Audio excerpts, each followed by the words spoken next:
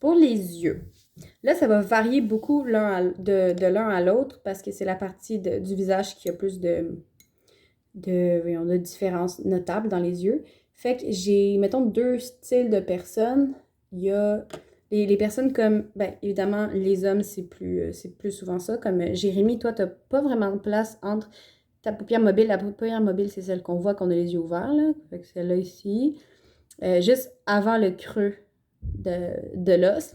Ça, il y a des gens que ça va être un peu plus fermé. Ben là, j'exagère, mais plus fermé comme ça, qu'on aura moins de paupières mobiles sur laquelle aller jouer. Comme les hommes, c'est beaucoup plus courant.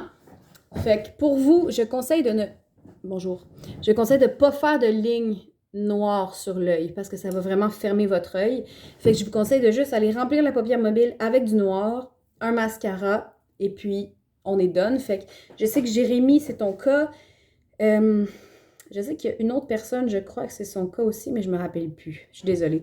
Mais moi aussi, c'est mon cas. J'ai pas vraiment, maintenant, quand je me mets au neutre, j'ai pas vraiment d'espace. J'ai pas beaucoup d'espace. Fait que moi, je mettrais pas vraiment de ligne au-dessus de mon œil parce que sinon, ben, c'est juste que ça va fermer l'œil. Fait que observez-vous, puis si vous considérez, si vous trouvez que vous n'avez pas beaucoup d'espace, que vous avez un visage qui ressemble un peu plus au mien, que c'est une très mince ligne qu'on voit, oubliez la ligne noire. Puis pour les autres, c'est ça, je vais vous montrer qu'est-ce que vous faites. Pour les autres, ceux qui ont, je sais que c'est Roxane a un visage comme ça. Ah, je me rappelle des choses.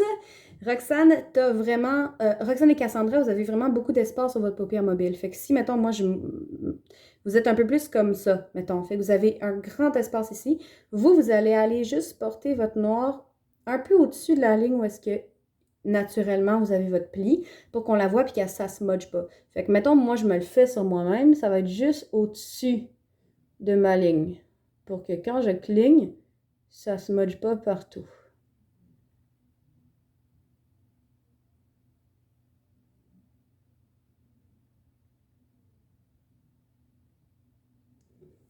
Ben, comme ça ici. Là, ça va faire vraiment une belle paupière comme ça. Puis, je sais pas si vous avez vu depuis le début, en fait, je vous dis de tout faire en un trait. Celle-là, c'est le contraire. Si vous le faites en un trait, ça risque vraiment de baver. Fait que prenez votre temps, faites-le petit peu par petit peu. Puis si ça se smudge, c'est pas grave, démaquiller un peu de savon, un peu d'eau, puis qui suis-je? Ça va se réparer de soi-même. Fait que si vous voulez essayer, les gens qui ont un visage un peu plus comme moi ou Jérémy, je pense que Sophie aussi, qui ont des paupières mobiles un peu moins grandes, vous pouvez essayer parce que, regardez, ça marche quand même sur moi. Ça fonctionne.